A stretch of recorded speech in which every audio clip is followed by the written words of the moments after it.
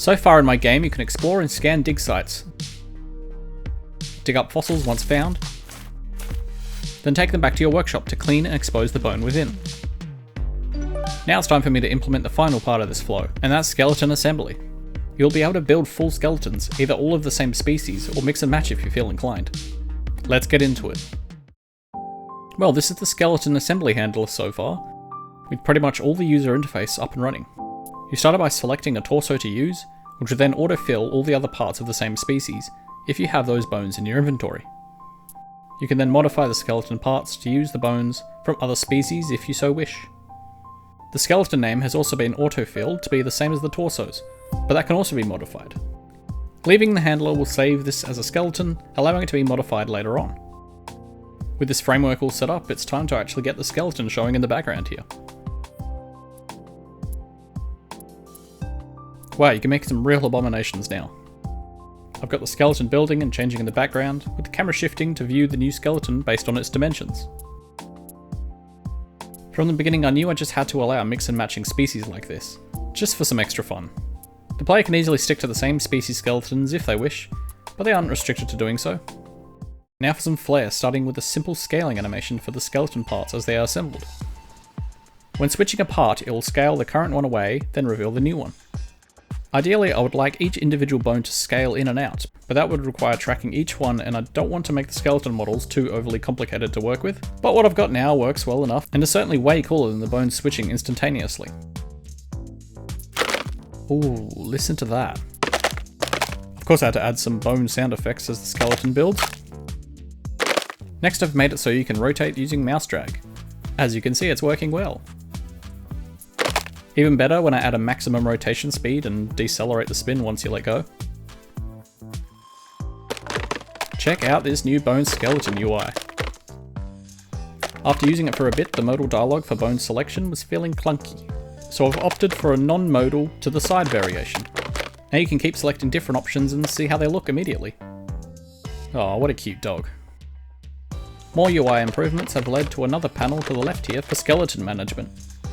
You can easily select different skeletons that you've assembled and modify them. This includes renaming them or deleting them so that the bones are available for other skeletons.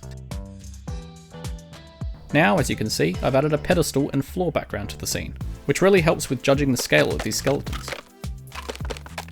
I'm just loving how the skeleton assembling transitions have worked out. So satisfying to watch. Were you thinking these generic bone icons are boring? I certainly was. I asked the question, can I make these icons actually show the associated bones? I then answered, well, yes, of course.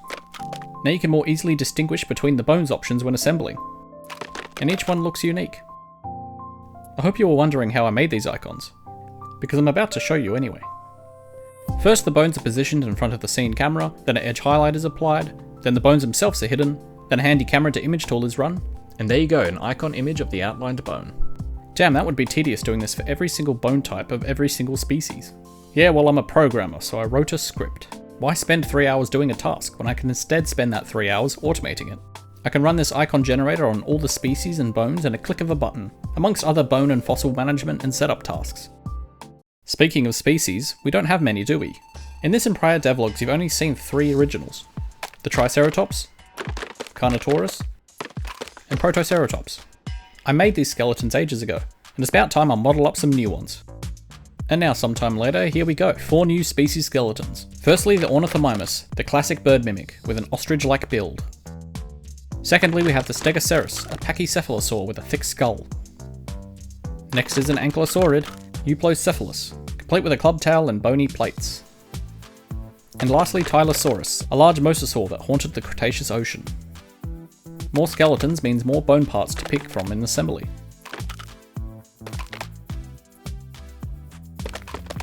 We can make so many more abominations now. That's 7 species that will be found in the first dig site map. 5 other maps are planned, each with their own 7 species from other time periods. That gives a grand total of 42 dinosaur and other prehistoric species, fossils to dig up, assemble, and display in your museum.